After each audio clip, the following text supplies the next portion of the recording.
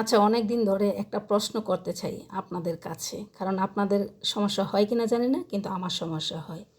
কিছু কিছু মানুষ আছে, আইডির নাম কি ব্যবহার করে, আকাশে ঘুড়ি ওড়ায়, দিনের বেলা স্বপ্ন দেখি, বাপের হোটেলে খাই।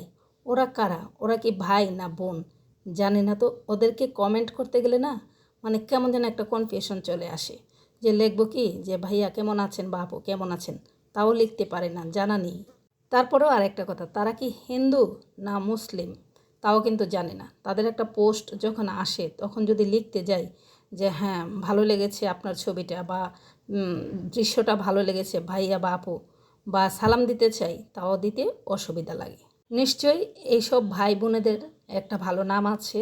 তো নামটা জানি আর না জানি সেটা বড় বিষয় না। যদি জানতে পারতাম সে ভাই না বোন, তাহলে তো উদ্দেশ্য করে তাকে একটা কমেন্ট করতে পারতাম। আমি তাদেরকে কমেন্ট করতে গেলে আমার কেমন জানি একটু পেস পেস লাগে, কি লিখবো কি না লিখবো। লিখি শুভ সকাল, যদি বলতাম যে শুভ সকাল ভাইয়া বা শুভ সকাল আপু, তাহলে ভালো হতো না? এমন কিন্তু করতে পারি না। আবার আরেকটা সমস্যা, কেউ কেউ যদি পোস্টে লেখেন আসসালামু আলাইকুম, কেমন আছেন, তো আমার ছবিটা কেমন হয়েছে, আমার জন্য দোয়া করবেন। তো বলেন তো, একটা পোস্টের কমেন্টে আপনি কয়টা উত্তর লিখবেন?